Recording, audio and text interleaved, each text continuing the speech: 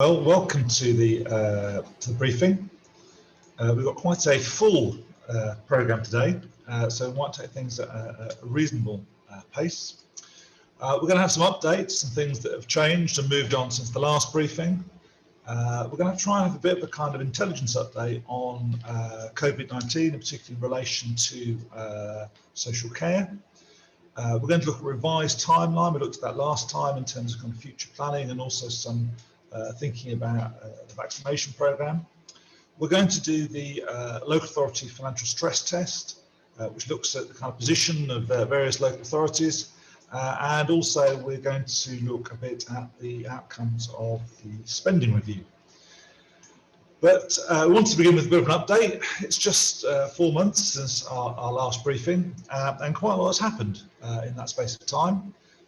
We've had lockdown 2 and in fact lockdown 3, which now looks likely to run well into March and probably later than that. We had on again and off again and finally a cancelled Christmas. We have a more contagious variant of COVID-19. We have managed to negotiate a trade deal with the EU, much to the surprise of some of us, but it's a trade deal which actually brings quite a lot of red tape and complexity, far more I think than people were originally anticipating. I think as we go on, we're going to find out more and more things about what that trade deal looks like when it's actually implemented. We've had the highest rates of admission to ICU for COVID-19 the country's ever seen. We've never had our intensive care units filled to the extent that they are at the moment.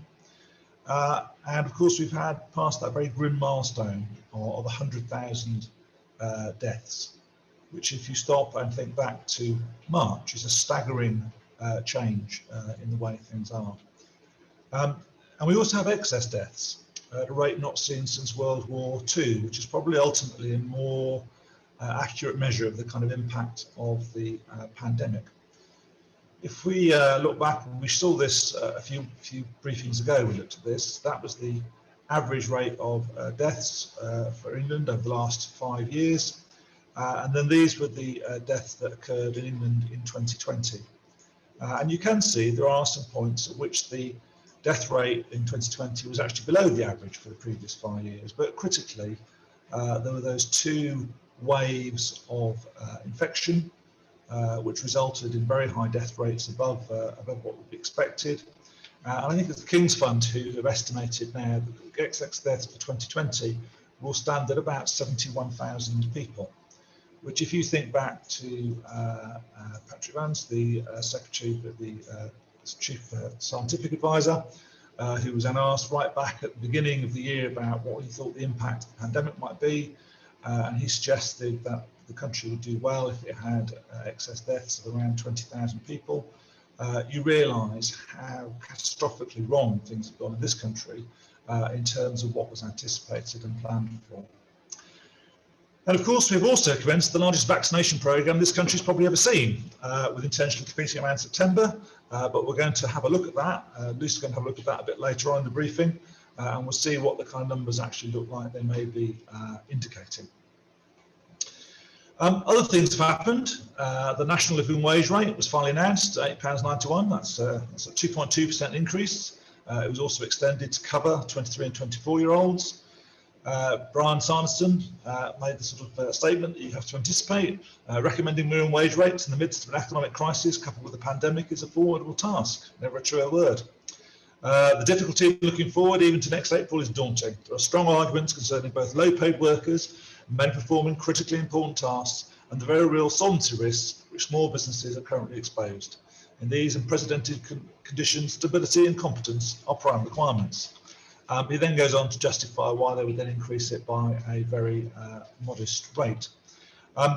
Younger workers saw actually much smaller increases. So although the kind of headline rate was 2.2%, for younger workers, it was considerably lower. For your 21 to 22-year-olds, their hourly rate went up by 16p. It went up by 11p for 18 to 20-year-olds, and for 16 to 17-year-olds, they saw a 7p an hour increase in their hourly rate, which obviously is incredibly modest. And really, unless something very dramatic happens in terms of turnaround in the economy, the target of 66% of median earnings by 2024 as being the rate at which national living wage will be paid is almost certainly going to be missed. We looked at this a bit last time.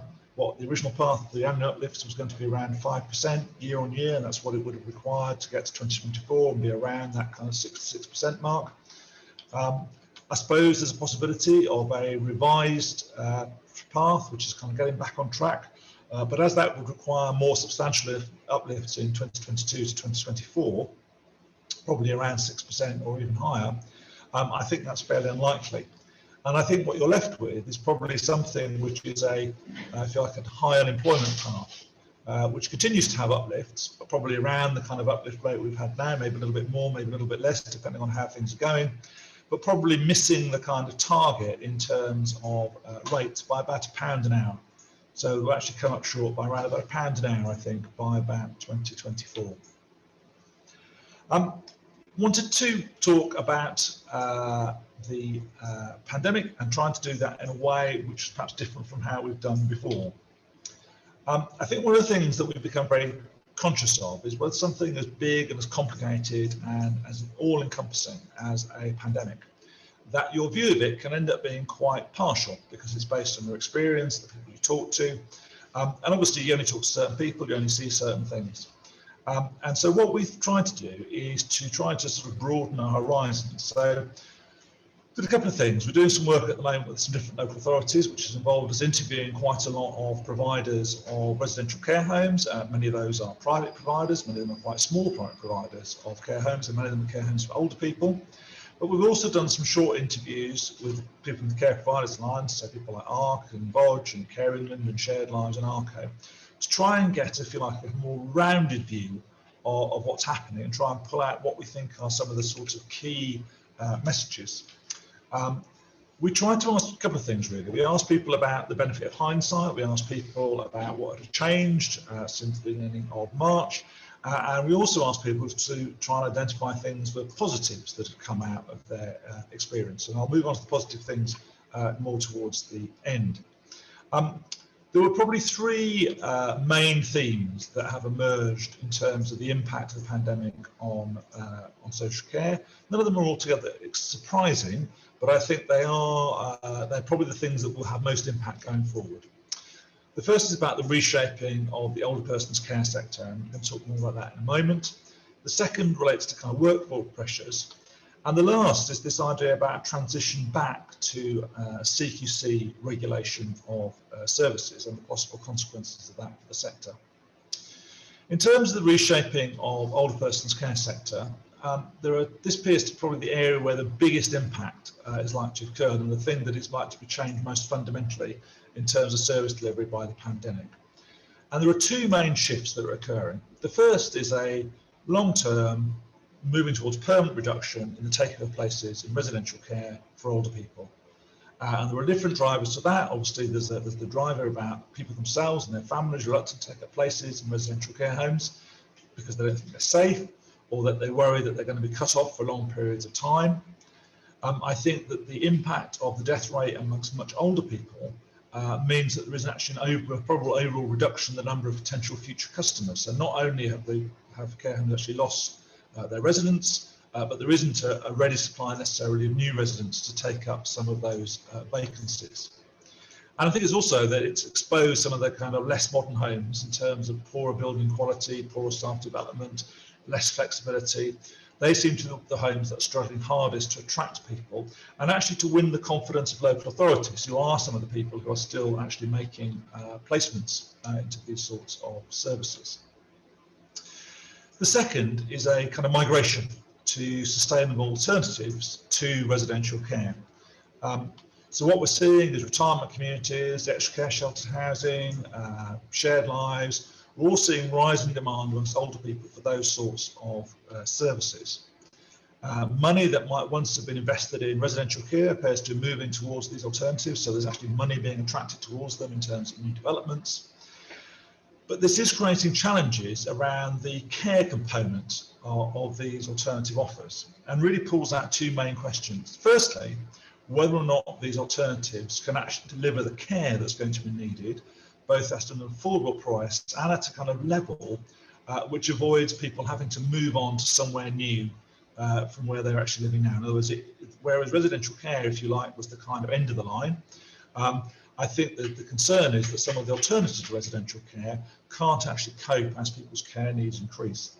And I think that there's an easy answer to this. I think what you are seeing is some recalibration of things like retirement communities, which were, I suppose, pitched as services, if you like, for active, not very old people, probably people in their kind of early 70s. The recognition now is that people tend to be much older when they move into those services, and actually, almost regardless of the condition in which they enter, they will at some point need care and support, and therefore the care component of that offer is being built up and developed. So that's becoming much more part of what's being put on the table for people. So I think it can change, but I think it is going to be one of the big challenges, is that those alternatives to residential care are going to struggle to meet some of the care needs of people. And then, of course, the second question, which is just a very basic kind of practical question, which is, if you've got building-based alternatives, how quickly can you get those things on the ground to meet that increased demand? And again, there's no simple answer to that. It's going to be a challenge, but I think it is going to be one of the things that we should see changing in the next few months, in terms of more years, I should say, in terms of trying to put more of those sort of services together. I think the other thing is that some local authorities are starting to realise that if you just leave the market for older people's services, in fact just leave care markets generally alone, they don't automatically produce the range of provision that you need. That actually a hands-off, laissez-faire approach doesn't really necessarily deliver what you want.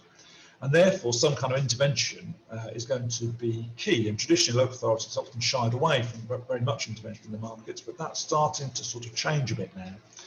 And we're seeing three main trends around intervention. The first is scaling, which is really the local authority working out the kind of stuff that they need in their market and telling people about it. Well, it's not keeping it a secret, but actually saying to people, we need 100 places like this or 50 places like that, and this sort of service. So trying to spell out what they think they're going to need in the future, in the hope that the market will say, all right, that's what they want, I can start building that or developing that or changing my service to deliver that.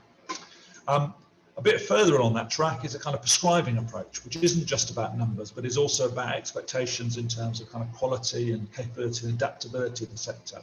So putting greater demands. It's not just saying, have you got enough places, but have you got enough places that can do this very specific thing, that can deliver it the way that we need it being done.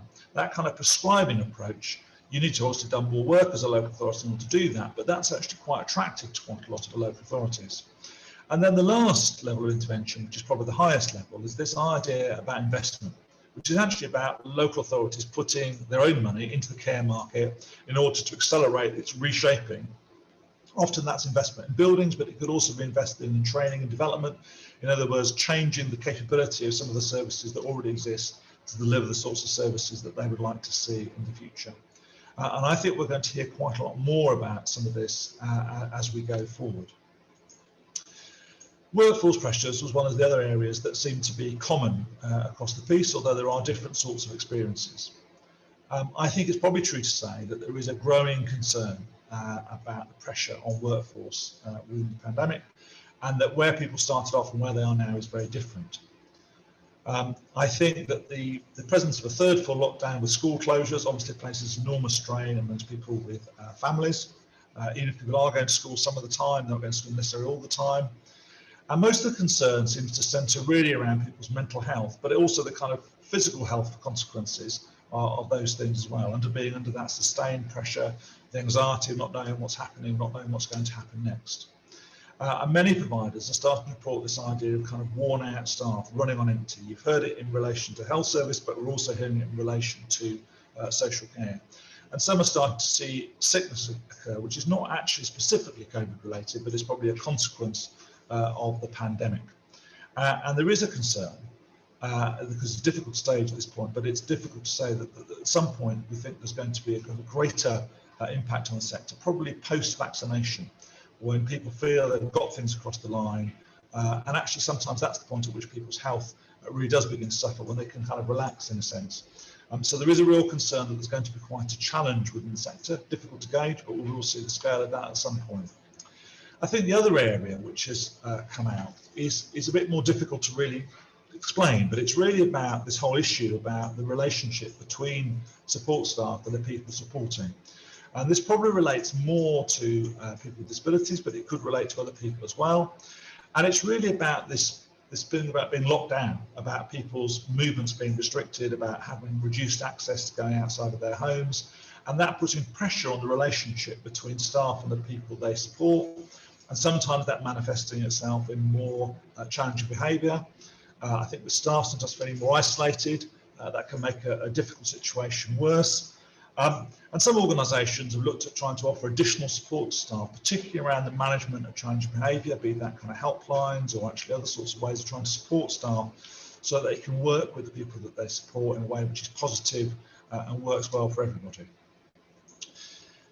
The regulation transition is a bit of a strange one, really. Basically, what we've had at the moment is a self-regulating situation in terms of social care services, which are normally overseen by CQC. So people have made the best job they can of making sure the services they deliver are kind of up to snuff, delivering services to the standard that they should be. At some point, of course, CQC inspections will resume, and they will probably resume in earnest. Obviously, when we've had a higher rate of vaccination, particularly amongst people who are in the services, but also amongst inspectors and so forth, we'll actually start to see many more inspections taking place. And there is a sort of concern, which I think isn't too great now, but is likely to become more significant, about how that transition from self-regulation to third-party regulation will be managed, and what the kind of consequences of that might be for organisations. And I suppose one way of thinking about it is how harsh will the CQC judgments be around, for example, record keeping and care planning, which may be some of the areas that, if you like, people haven't necessarily focused on in the way that they would have done in the past. And how is that going to be brought forward? And one of the points that was made to us, I have to say very clearly and strongly expressed, is really whatever approach CQC takes, they will fail probably to consult, and they will then give minimal notice prior to implementation. And that may not be correct, but that was a view that was quite strongly held, and by more than one person, that there wasn't necessarily going to be a simple return to this process, and if there was, it was going to be one which was likely to be rocky. There were some positives that people could see. There was a view that some local authorities had really stepped up, places like Warwickshire were mentioned, and found trying better ways, try and work collaboratively with providers. And for some people that has kind of carried on, not for all. Some people kind of were good at the beginning, but have kind of backed off a bit since. But there is a sense in which some local authorities have really shown themselves to be as good as they could. One of the comments that was made to us, which I think is probably true, is that one of the effects of the pandemic is to, if you like, boil things down to their kind of core competencies. So if a local authority was already incompetent, the pandemic just like showed that up even more. But actually, if the local authority had real strengths and real commitment, that kind of flourished and was kind of revealed by the impact of the pandemic. But it didn't fundamentally change what the organisations were like in the first place. There's a view that central government has a much better idea about what social care consists of, although there are still very significant blind spots. There is a very slow recognition that it isn't just about older people, that it's not just about preventing people losing their homes, that actually there's a whole range of things going on in the world of social care, which are more complex and nuanced, and they need to kind of understand and react to that better, and that's seen as broadly being a positive. I think organisations are seen to have learned quite a lot about themselves, their own resilience, and we've talked about this, about the ability to raise to a national challenge, and that's actually given people some confidence about what they can achieve in the future. There has been this very rapid adoption of technology and the use of data, albeit from a slow start, but data in terms of being able to describe what's happening. There's much more effort now to try and use data to describe what's happening within the sector, which we haven't seen before. And then finally, there is this view that social staff are clearly more widely recognised for the important work they do, but there's less confidence that's going to translate through into more money in terms of kind of higher pay. But clearly, it is a platform which people can move. So what are the sort of conclusions that we would draw from this? I think different types of social care provider and different types of organisations have actually experienced the impact of the pandemic very differently. I think it's very difficult to say it has been like this or it has been like that for all providers of social care. I think there is a real range of experience in there, and that's one of the things that will keep on playing out as we go forward. There's a fairly clear picture that around older people's services, there has been, in some instances, real disasters. But it is also true to say that for every home that saw a devastating outbreak, there's been other homes that have barely lost anyone. So again, you can have really different experiences within the same sort of provision. I think disability and mental health services, the experience seems to be quite strongly linked to the size of the organisation. Bigger organisations with more resources and, if you like, kind of deeper management expertise to draw upon seem to have coped better than smaller organisations where perhaps some of that kind of management expertise was a bit thinner, it was a bit more concentrated on a few people, a bit more pressure was placed on them. And also being part of a network, other people that you could talk to also seems to be very important. And again, perhaps that's an area that the not-for-profit sector is more used to, this idea of being able to pick up the phone and talk to someone who on one level may be inferior competitor, but is actually someone you can actually also talk to about real challenges with the way in which your organisation is operating. One of the things I should say is there was a very strongly held view that CQC, certainly at the start of the pandemic, had failed to offer coherent guidance and clear leadership. And again, I think there are probably going to be longer term consequences for that in terms of how CQC is seen as a part of the sector going forward.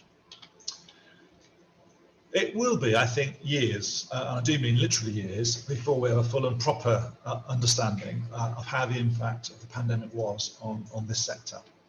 I think it will be very, very important when the time comes, when evidence is called for what happened, that the sector is ready to respond. It's very easy to let things slip away and to forget and not to remember precisely what happened. And I think it's worth checking now to make sure that all the records you have, both kind of service records and all corporate records, are in order and accessible, because at some point you will need to use that information to make your contribution to the inquiries that will follow on about what's happened in social care. And I think evidence-based truth will be critical, and the main source of that evidence-based truth is actually going to be the records that you hold in your organisation. So I think it will be really, really important to hold on to them and to make sure that people have an opportunity to be able to see those things and they're contributed to any inquiries that occur later on.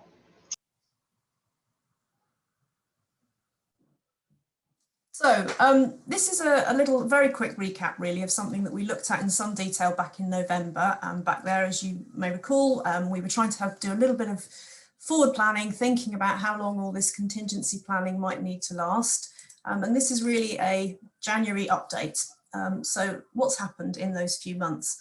And of course, the answer is quite a lot of things. That, you know, there have been quite a lot of things that we know now that we didn't know at all back in November. And it's actually, there's been quite a number of moving parts, really.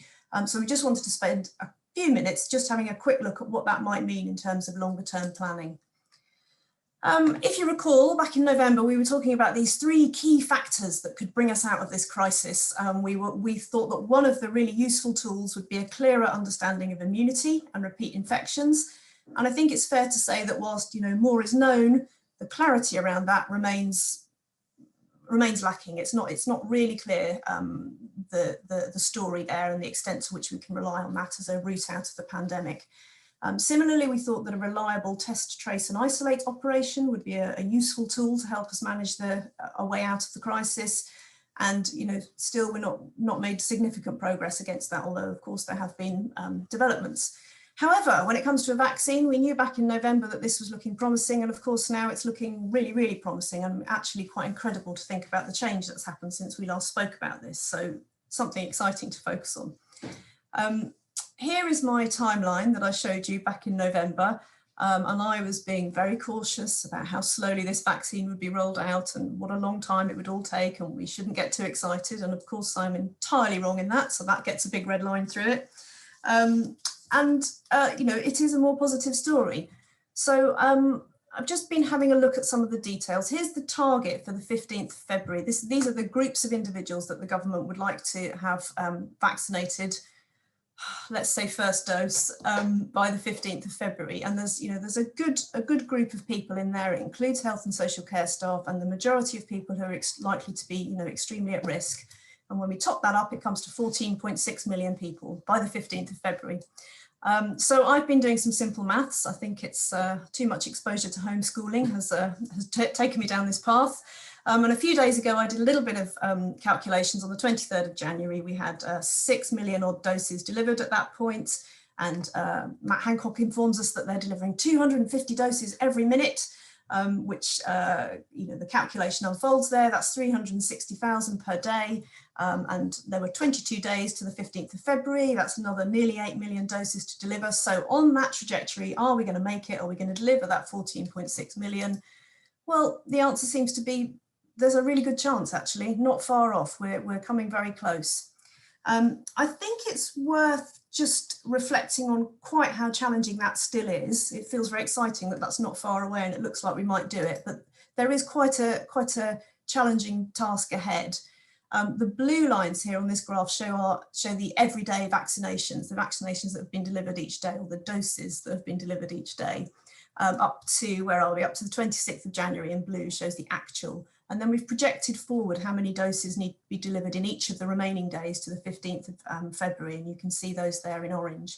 And what I think the really notable thing about this is that we need to achieve peak performance every day. So our best performance so far is at, close to 450,000, and we need to be doing that every single day between now and the 15th of January in order to achieve this target.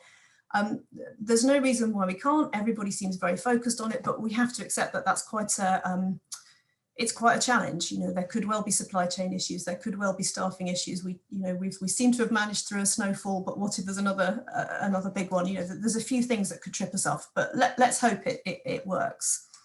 It's also worth just saying a little something about the second dose. I don't intend to get into the nuanced debate between the scientists and the ethical experts and the economic experts about the approach that's been taken. I think it's an incredibly difficult trade-off to try and navigate. But this is a really useful graph just to pause on for a moment, because it shows us in blue the cumulative number of doses delivered. The blues are the first dose, and you can see there tracking along the bottom the orange markers which show the second doses that have been delivered. And that's not increasing at the same rate. It's not moving upwards. It's staying relatively constant at a relatively low level. And of course, that blue space in the graph needs to turn orange before we can kind of be happy and confident. So there's a huge, a big task ahead still.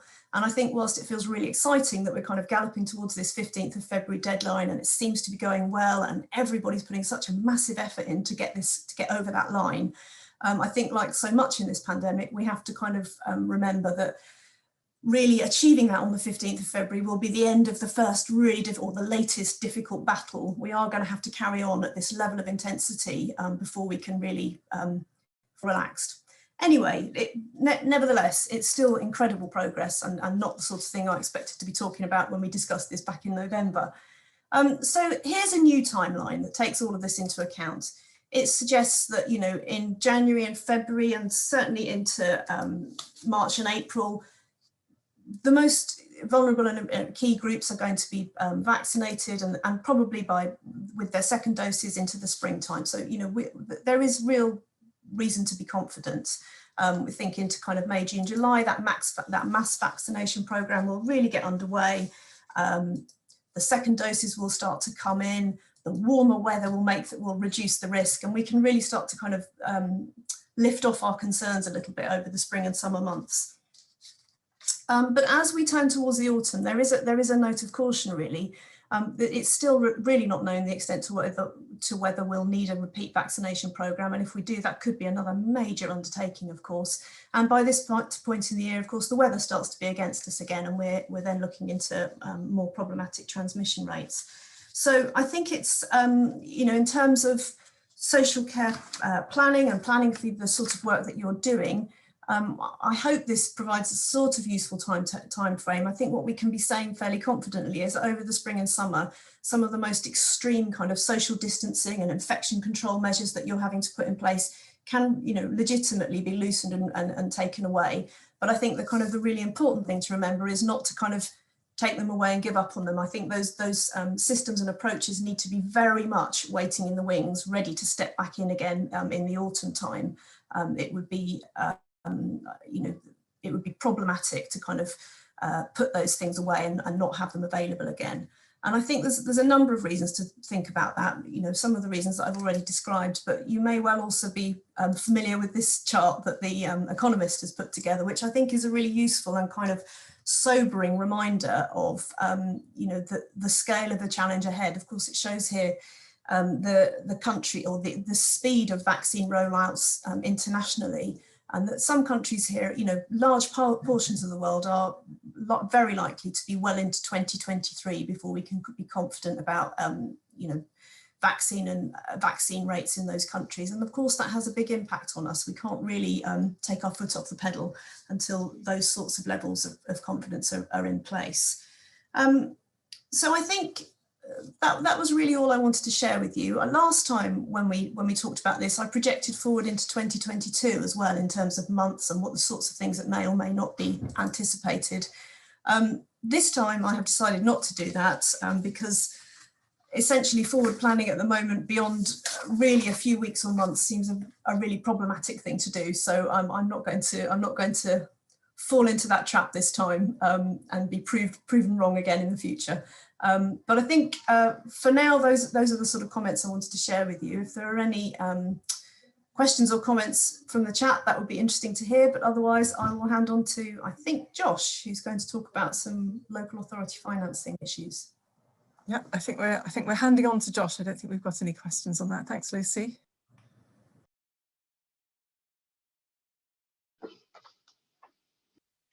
This is something that we've looked at over a number of years now, starting a few years ago following the financial collapse of Northamptonshire Council. And that's something we returned to again this year following a similar fate for Croydon.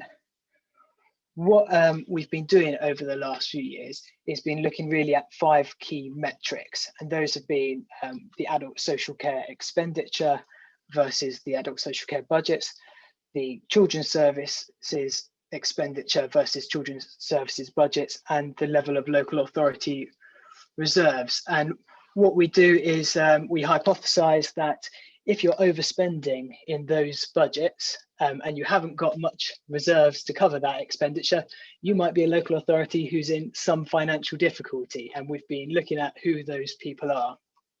So you can see when we first did this back in 2017-18, this was the list that we had. Northamptonshire, they're up at the top, and those numbers on the right are the percentage of their overspend as a proportion of their reserves. So just to explain, they were overspending on their social care by 150% of the value of their reserves, which may well have contributed to why they shortly went bust.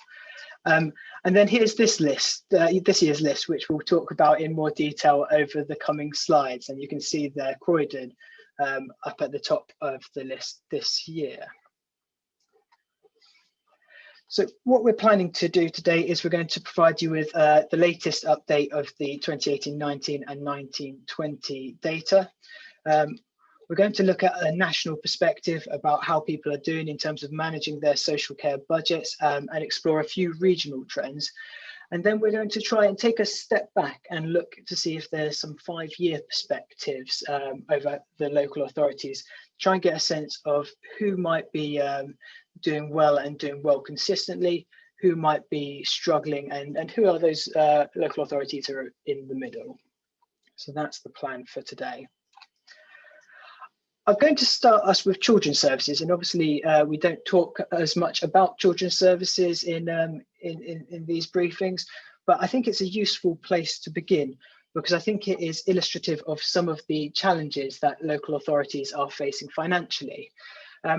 What you can see on this chart in front of you is in blue is local authorities' budgets, in orange their expenditure, and in that grey bar, always in the negative over the last 5 years, is the deficit that they have.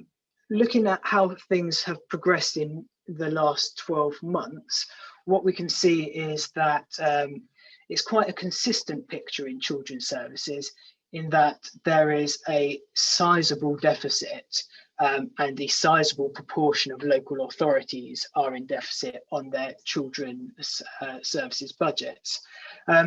So in some respects, it's good news that we can't yet see any great deterioration in their positions, but it has to be said that it's not brilliant news, because their position was pretty bad to begin with and has been pretty bad for some time now. We expect that this will be one of the things that the government will want to consider when they start looking at their review of children's services later this year. So then to the adult social care. And what we can see here is a slightly different picture to what's going on in children's services. In many respects, it's a stronger position in the sense that the deficit in 1920 is a much smaller deficit as a proportion of the overall expenditure. You see it's about just short of £100 million deficit as a sector on a budget of nearly £17 billion. Although concerningly, this is the first year in 3 where the sector has been in net deficit. In 17-18 and 18-19, there were net budget surpluses. So what we're seeing here is perhaps more solid performance than in children's services, but perhaps the beginning of a tipping point towards some more concerning trends. And if you take those together, overall, it's not a particularly promising picture. You can see that over the last 5 years of data available, every year collectively across adult and social care budgets, there have been deficits. You can see that deficit in 2019-20 of 900 million, that's about 800 million of that is coming from the children's services, and about 100 million is coming from the adult social care services. So we can really see what the driver of the issue is here. But when you combine them, you see quite the scale of the issue that is facing the sector. What we've observed, though, over the last few years is that below the surface of those sector level pictures is some quite different experiences for different local authorities. What this table here shows you, in blue are those local authorities who have struggled to stay in surplus for both their sorry, let me try that again. Those local authorities that have been in deficit for both their adult social care and children's services. In orange, you see those who have only been in deficit for their adult social care, but in surplus for their children's services. In grey, you see the deficit in children's services only, and in yellow, those top performers who have managed to maintain budget surpluses in both services. And over the last 3 years, I think you can see some quite clear trends, and that is that fewer organisations are struggling just in children's services, but increasingly more and more local authorities are struggling both to manage their adult social care budgets and their children's services budgets. And there's the figures there for 1920, and you can see that there are 77 local authorities in deficit in both budgets, compared to 8 in adult social care only, 50 in children's services only, and this relatively constant group of about 13 who are managing to keep their heads above water on both. So you can see that there's some real variation going in there. Now, the other metric that we tend to look at is the level of people's reserves. And I suppose if the budgets show how in control you are of your spending, this is a quick look at how much buffer you have for when that budget gets out of control. And it's actually quite a different picture over the last few years. In this chart, what you can see is in the blue is the level of allocated reserves, in orange is the unallocated reserves, and the line across the bottom is the change in reserves over each year. And you can see in 15-16 to 16-17 that as a sector, the level of reserves actually fell. But over the last few years, you've seen a steady increase in the levels of reserves across the sector, which suggests that the local authorities are building greater resilience in terms of stockpiling that cash that they can use to spend if they need to. There's a particularly big jump this year in 1920 in terms of the allocated reserves. We're not 100% sure what that's attributable to, but we suspect that that will have been some of the money that was made available by the government for COVID-19 provisions that local authorities will have put aside so that they're ready to use when needed.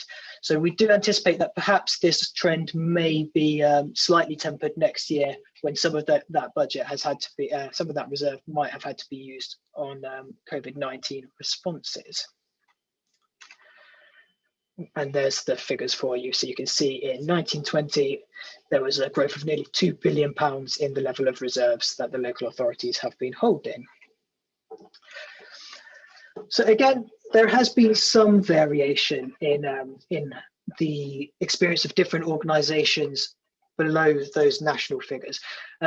We look here at what is going on regionally, and actually for the majority of local regions, what you can see is that the number of local authorities who are consistently dipping into their reserves and spending more than 10% a year has fallen dramatically from 1617 to where we are in 1920. You can see along the bottom that 58 organisations in total were spending 10% or more of their reserves in a single year in 2016-17. Particularly, you can see high numbers there in the Northwest, high numbers of local authorities also in London. But that figure has dropped down to 19 local authorities in the 1920 data. And you can see that for the majority of regions, the number of local authorities has fallen, spending large chunks of their reserves. And only in the Northeast and the Southwest, where, to be fair, it's a relatively small number, but still they are the only areas that have seen an increase during this period. So I think this then is the first of our really interesting lists of local authorities. And what this list shows you are those organisations who are spending more, whose overspend on social care is equivalent to more than 20% of the value of their reserves. And the reason that we choose this threshold is on this basis, unless something changes, you'd anticipate that these local authorities would run out of funds within the next 5 years. So if they continue to overspend on adult social care and children's services, within the next 5 years, they will not have any reserves left to cover it unless they do something differently. You can see that those have been boxed in blue, and then above those are those organisations whose expenditure budget overspends are greater than 33%. So those would be those organisations who, if they continue to spend in this way, would theoretically run out of reserves in the next 3 years. Now, I find this table to be, in some respects, quite reassuring, because you can see from 2015-16 that 22 organisations by now should have theoretically gone bust had they continued to do what they were doing. And of course, Croydon and Northamptonshire aside, that hasn't been the case, and is a testament to the resilience and the continued flexibility of local authorities to make things work under challenging circumstances. But I think, nevertheless, it's an important and useful list for you all to look at, particularly at this time of year as we come to the year end and the beginning of contract renegotiations, because I think these are the local authorities who, when you go to them and talk about uplifts in fees and what they can do on price, these are the local authorities who you might say, well, actually, they really do have very little wiggle room available. They really are already struggling significantly to manage their expenditure.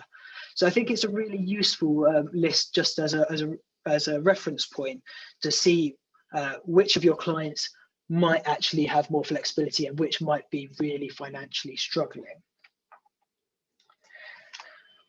We've looked at this analysis again over the regions in terms of the proportion of local authorities per region who are overspending by the equivalent of 20% of their total reserves. That's a bit of a mouthful, so I'm going to just explain that carefully. So in each of these cases, for example, in the east of England, the proportion of local authorities who are within 5 years of spending all of their reserves, if they continue to overspend on their social care budgets as they are currently, you can see in this case is increasing and has done for the last couple of years.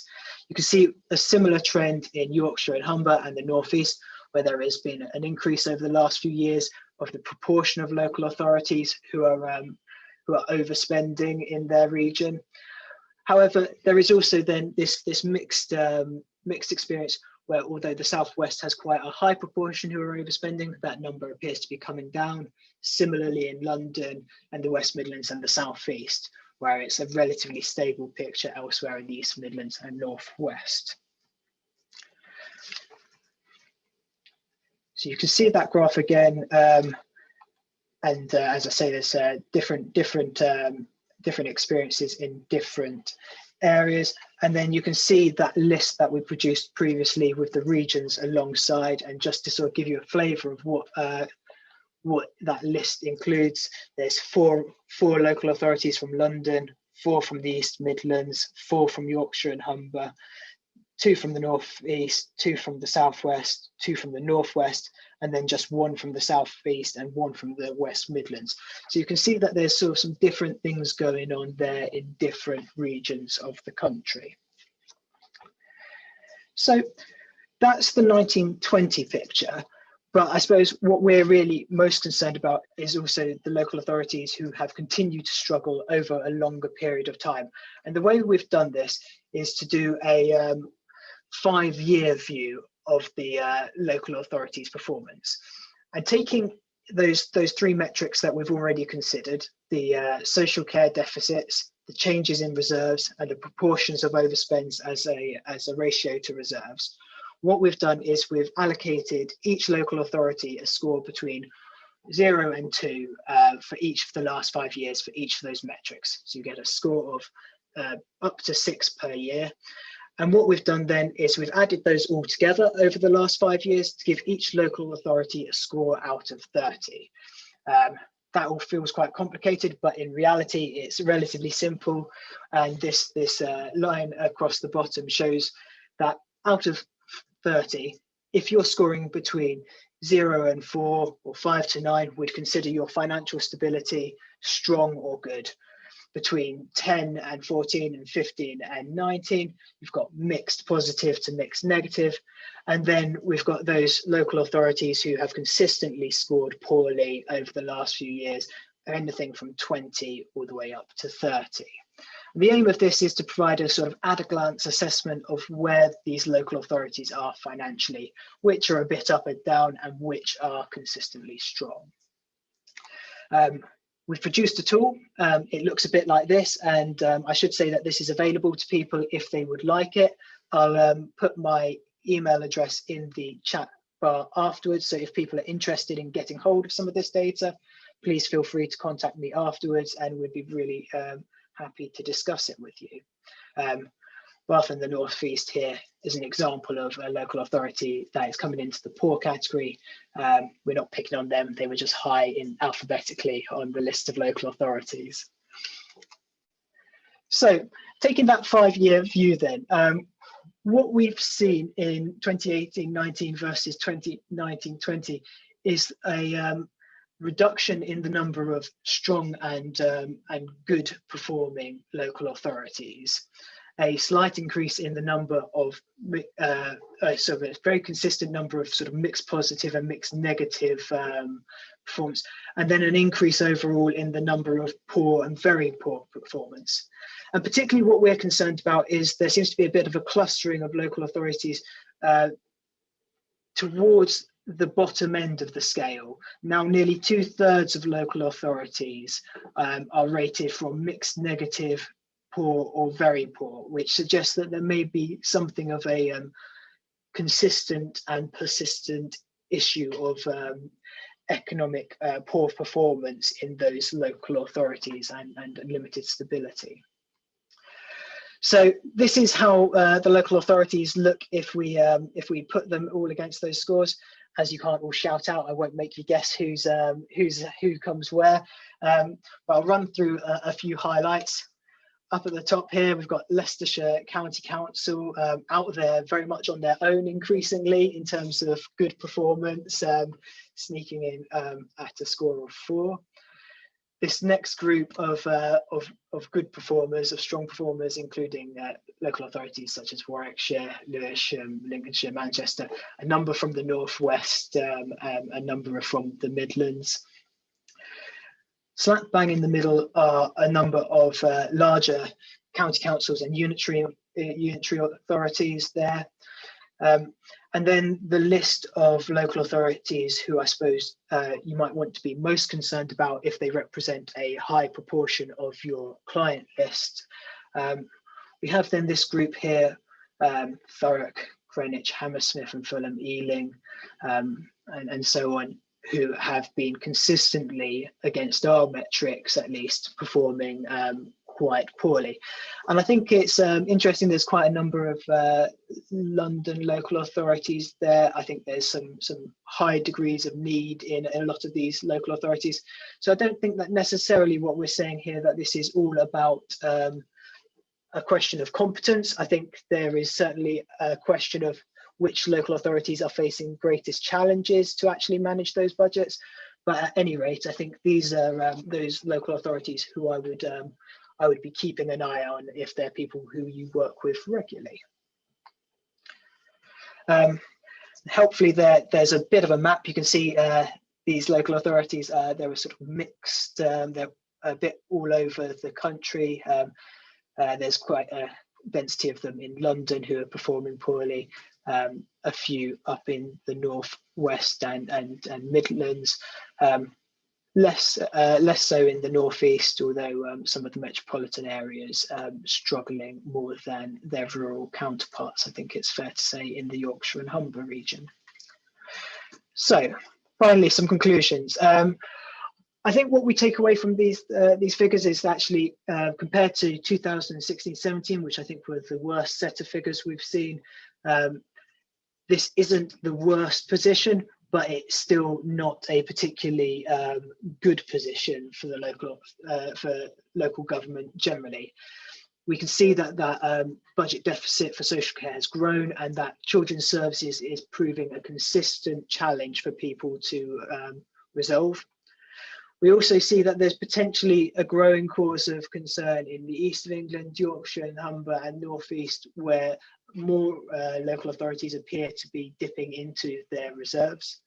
And I suppose I would just leave you with one final conclusion, that previously, when we've discussed this topic, and when we looked at the experience of Northamptonshire, we saw that a lot of the issues there were about mismanagement and a lack of will by political leadership and corporate leadership to make tough decisions, and that led to a number of their problems. Whereas I think what we are worried about and what we'll be looking out for in 2020, 2021 is how the effect of reductions in revenue, particularly from business rates, council tax and commercial sources, might combine with this story that we've presented to you here today. And we're concerned that potentially there'll be some surprise names on that list next year, as those that have performed well in the past really suffer due to falls in revenue. I'm going to talk briefly about the spending review. It's very easy to forget we've had a spending review, but we actually have had one. So this is an attempt just to have a quick trot through and see what we've learned. We had a budget, it was cancelled for 2020. Obviously, we've got a new one now booked in for March. We were going to have a 3-year spending review in November, but then we got that replaced with a 1-year spending review. And incredibly, just 3 months on, some of it's already changed and out of date. So we'll try and look at this as best we can. Talking about the context, obviously the pandemic has had a devastating impact on the economy. We've seen massive increase in public spending combined with huge reductions in money in the same sort of scenario that Josh was talking about in terms of local government. The same thing obviously has happened to the country as a whole. We're looking at borrowings of about £394 billion by the end of March. We've had a big drop off in the amount of tax, and certainly at this stage there's no talk about increasing levels of income tax or national insurance or inheritance tax or VAT. There's been a bit of chat about something to do with increasing corporation tax. There's even been suggestions, you've probably heard people saying, well, we don't need to increase tax once the economy bounces back, it'll all be okay. What you need to think about is obviously every delay in coming out of lockdown actually worsens the economic picture. So each time you see a prediction about what's going to happen next, every time that the lockdown goes on longer or things happen, actually the challenge around that becomes greater. So whether or not that's a sustainable long-term position, we don't know. So what did the spending review talk about? I'm going to talk about the kind of core uplift, and then I'm going to talk a little bit about the funding in relation specifically to the pandemic. Overall, there was an increase of about 3.8%. Up to kind of March 2022. Some of that is in spending power. We'll talk about that in a moment. Isn't necessarily actually about cold hard cash. The government have committed an additional 280 billion directly related to the pandemic, and then a further 55 billion after that. And that number I suspect will go up because I suspect that we're going to see an extension of furloughing. There is this idea of a continued commitment to increase funding for local government, and this is presented in this idea, this concept of spending power, rather than actually big increases in funding. And really the key message is that local authorities can increase their council tax by up to 2% without the need for a referendum. You remember, if they want to go above that, they have to have a local referendum on the subject. And then they can also add an additional 3% on top of that if they are a social services authority, so to cover the social care precept. So they have a theoretical increase in spending power based on increasing council tax by up to 5%. This idea about increasing council tax and not increasing other tax, conundrum as I call it here, is quite interesting. And what we're looking at now is we're just going to compare the average increase in council tax for a home rated in Band D compared with increases in income tax, which obviously is one of the major forms of taxation. And we're going to look at the changes from 2011-12 right up to where we are now. And we've got council tax along the bottom, and then we've got starting rate change, basic rate change, and higher rate change. And what you realise is that the first and only big change that we're going to see in income tax was a reduction in the higher rate of tax from 50 to 45p in the pound. Meanwhile, as we go forward, what we see is actually if your council tax has been creeping up year on year, increase after increase, until we get to where we are now, and all of that together is getting on for a really quite substantial increase that people have experienced in their council tax. So there hasn't been, as I say, there's only this one change in income tax. And in theory, local authorities could have chosen not to increase council tax, but obviously they didn't. They did increase council tax because that's actually showing what we've experienced in Band D. And it's about a 25% increase overall. And if you imagine that applied to income tax, it means it would have gone from 20p to 25p as the starting rate. It would have gone from 30 to 38p in the pound as the basic rate. And top rate would have gone from 50p to 63p. But obviously it dropped down to 45. The government promised their manifesto not to increase income tax, national insurance or VAT, but then they also promised not to cut overseas aid. So whether or not all of that stands up as we go forward, we'll have to wait and see. What this government has, though, is continued a trend that began in 2016 when the precept for local authorities was first introduced. And this is this idea of defining social care not as a national service like health, but a local service that local people need to take responsibility for the funding of. So what the government is actually saying is that there's an additional £1 billion which was allocated in the last budget under the previous Chancellor, and that's still going to carry on going. They have access to a further £1 billion, but actually that's made up of £300 million of additional funding from central government, but the other £700 million is based on having to charge that 3% social care precept on all council taxpayers. And then there's an additional 254 million, which is specifically around homelessness. So what that means is that in terms of COVID support, what we're looking at is an additional 3 billion for local authorities. About 1.5 billion of that is to cover additional expenditure, which has a kind of whole range of different kind of areas that they're putting money into. But the other half of that money is largely to compensate local authorities for lost income from other sources. So it's not additional funding, it's not funding that they can spend on lots of other things, it's actually funding they need just to carry on and function in the way they normally would, because they've seen such a reduction either in terms of council tax, so there's the idea of being able to offer poorer households a council tax subsidy, which is going to cost 670 million. And then obviously there's compensation for the loss of things like business rates and other areas that they would have expected to draw money in from, and that's another 762 million pounds. In terms of the spending review, the other areas that came up was that the plan to kind of shying away from this move towards the business rate retention. That's now kind of on a bit of pause in terms of what they're going to do with that. So they're delaying that. So the pilots will carry on, but they're not actually moving to it. We're also not going to see a kind of reset of business rates yet. We're going to maintain it at its current levels. And because we're not going to have that kind of multiplier, that means actually local authorities are going to miss out further on additional income. And the position of central government is that they will be compensated for that. So there will be additional funds going into local government, about £575 million over the next 5 years. But that's merely designed as compensation for the, also that will be compensated for as we go forward. So I suppose, to be fair, what we have is a combination of half measures and kicking the ball back into the local authorities' net. No cuts as such, although the Better Care Fund, which is another big component of the funding of social care, isn't linked to inflation, which means that additional £1 billion that came in the last budget back in the end of 2019, as obviously the value of that is being eroded by the fact that there isn't an uplift in the Better Care Fund.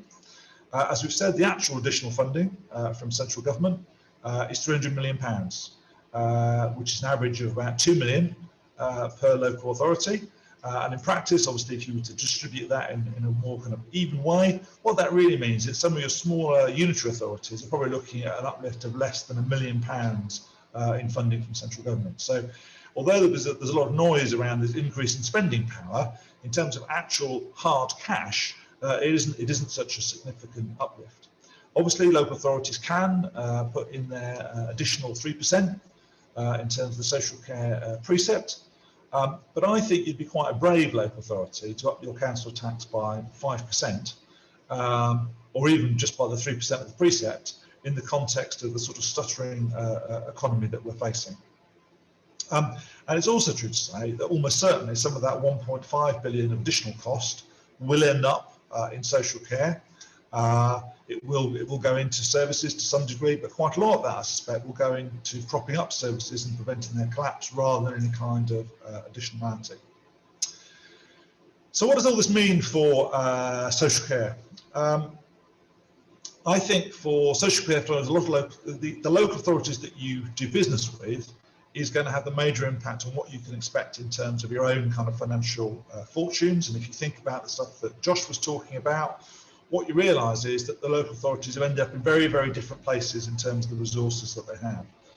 Prior to this spending review, local authorities were saying they thought they were kind of 5 billion down in relation to the COVID-19 spending. And on the basis of this spending review, they're now just 2 billion down in terms of their needs. So still a substantial shortfall in terms of where they think they should be and where they find themselves actually being. I think that one of the things that I think about this variation in the different regions is that actually what you're going to have to think about is whether or not there are parts of the country that you can afford to develop in, and whether or not when you come to look at your portfolio services, whether or not you have to balance out service providers who on the one hand, or local authorities on the one hand, who have less resources against those authorities that have more.